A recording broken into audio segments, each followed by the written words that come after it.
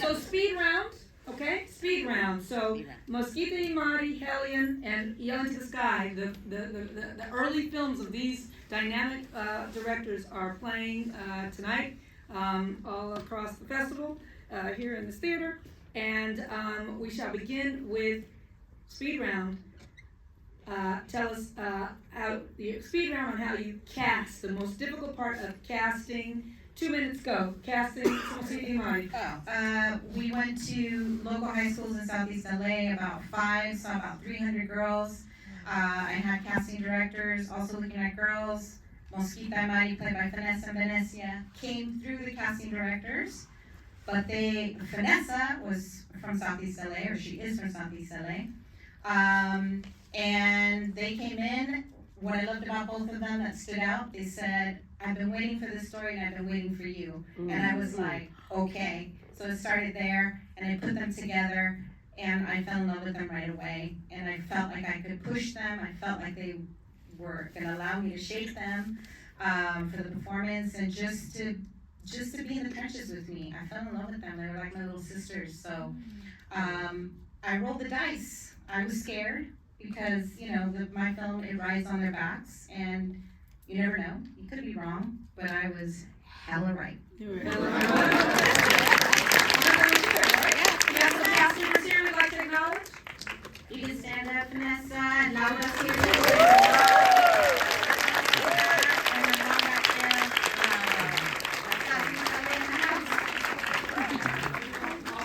Speed round, because they're trying to wrap us, but we ain't going until we finish our speed round. We gotta go fast. Tell us about that cast. A bunch of 14-year-old hell-raising boys in Texas. We went to schools, community centers, a lot of motocross races, because they're motocross kids, and found just these most authentic boys who just felt like they came from like tiny town Texas and just felt so real and authentic, and they shined.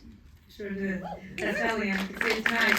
And Vic, tell us about your guy. I think probably, Billy, I don't know, I think it's probably Billy Mulligan is a producer, as I said, which he didn't start as a producer, he was someone else in the crew, and the film was sinking, and he saved my life, and I bumped him in the middle of filming to producer, and he knows all the bodies are buried. But I think it was Zoe Kravitz, because we had to find someone who had a youthful component, and I mean in their spirit, the sort of softness and naivete, and then had to play this other part where they harden, and so they had to have this innocence and fused with a bit of harshness about life and reality, and there was some stuff in that, that was tricky, and it was the New York thing, and how hard to play that, and then to just hold that film in that way, and then, I always talked about that role. It wasn't a noisy role, it was like a tea kettle. It was a difficult job because it was someone shutting down, and it's much, it's exciting to play a character or to film a character where they're just coming undone and it's noisy and loud. It's like, oh my God, that's so much fun to watch a dragon destroy a room and all the lives in the room. But this was like someone who was just quietly numbing to life and then trying to undo that and the damage that comes from it. And so we came in, and I don't know, she had a few readings, and I brought a coach in, an acting coach, to work with her in the scene.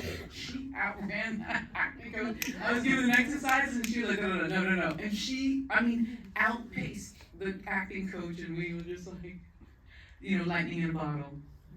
Thank you. This is the time on set where, as a director, I walk into the set, and I said to the actor, come here, and I said speed round.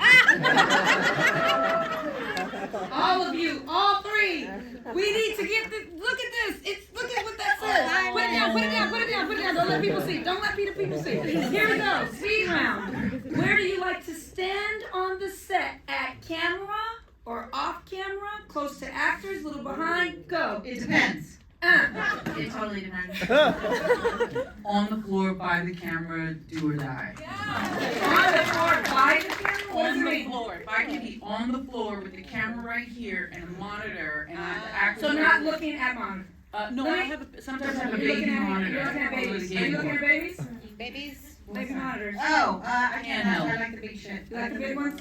I Those are like raised. these that can be close to actors, big ones if it's big, beautiful, wide. Got it. The big ones if it's action. Got you. Copy that. Okay. What is your go-to if an actor's in a jam? Listen, the sun's going down. And it is a day scene. And it is not happening. There's nothing you can say. There's nothing that has been said. It's not happening. You gotta pull it out of your pocket. You gotta make it happen. Vic Mahoney. Oh my God, well, we just had this, of course, on Old Guard too, and I'm saying, of course, because every job has it. So the go-to is I used to try to sort of get philosophical in a way that you don't want to break them out of character. If it's something emotional, I will go to the producers and just say, we have to breathe here, we have to pause, this is the point of the story, and without this point, there is no story, so we need a little bit of time. If it's a moment where the lights go in and you just can't, I will walk up to them and I will say, no joke, you can ask any actor I've ever worked with this, I look them in the face and say, we're all grown-ups, and I'm gonna tell you, if we don't get this out in 2.2 seconds, this one's on their fault.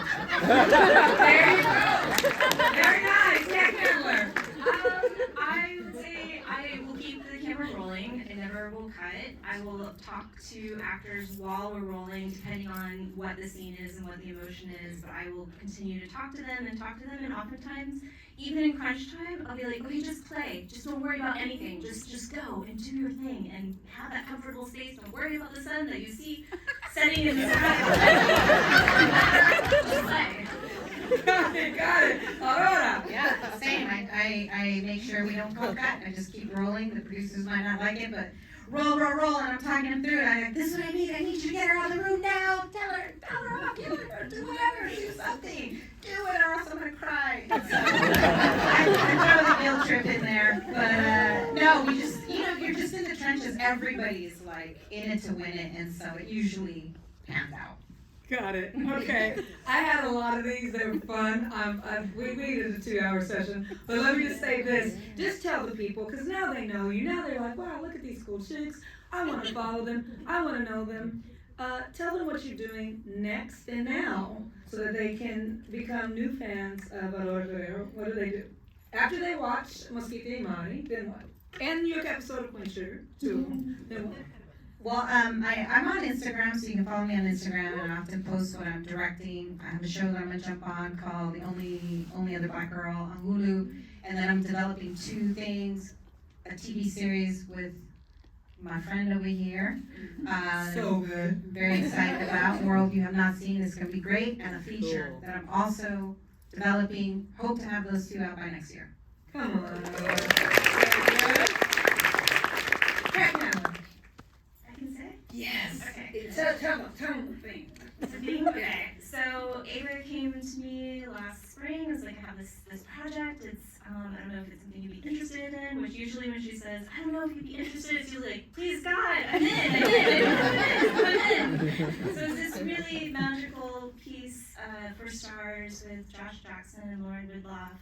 It's untitled, it's the untitled Josh and Lauren project right now, but it's a beautiful love story about a white hearing man in small town Texas, an Afro-Latina deaf woman who lives in big town Texas of Austin, and they fall in love, they get married, and they have a kid. Here it is. And this is the only time that Array, our company Array, and Paul Garnes, when you mentioned Paul Garnes is the president of Array, president of Array Filmworks, president of Array, Tulane Jones is here. Give away, Tulane. Is the only project that I have ever sold. So I had the idea, we pitched it, multiple bidding war, sold it, and literally had to call someone, find someone who was going to hand a green lit show over to. You don't want to do that to just anyone. You want to do this to someone who you love and who's going to love it back. And this woman has taken that idea.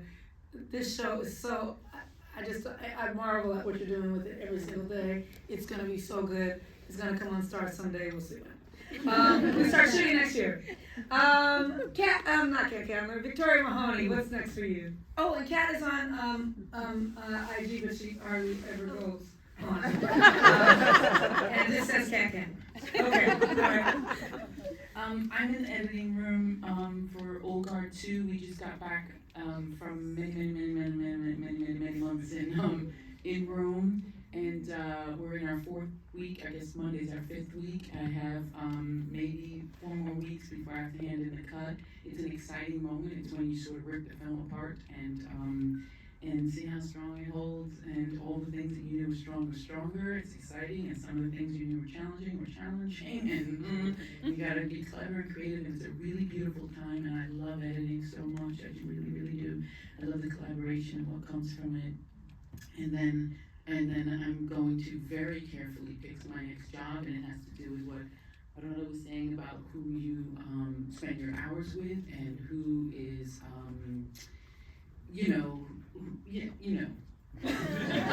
Like, it's just a great, exciting thing now, because we're all pushing positions, again, thanks to Ava, who we met basically because the film festival's awful, just for you all to know, is we were both like, and we were looking out for each other at festivals, but what we all, have here is, we're now at a place where we can really be conscientious about who's standing on our right, and how to just tell the best story that we can for all of you.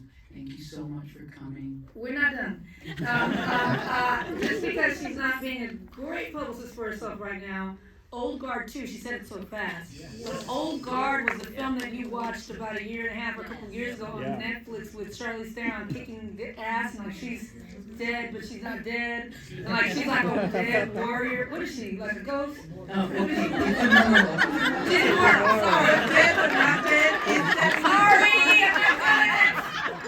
she is immortal. She's not a ghost. She's immortal.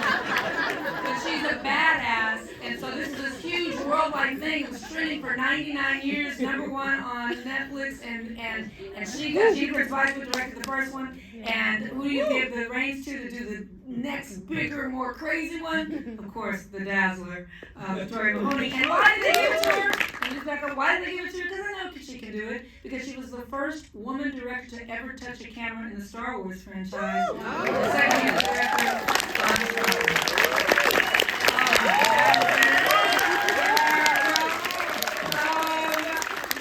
I appreciate you. It's just like you were over our houses.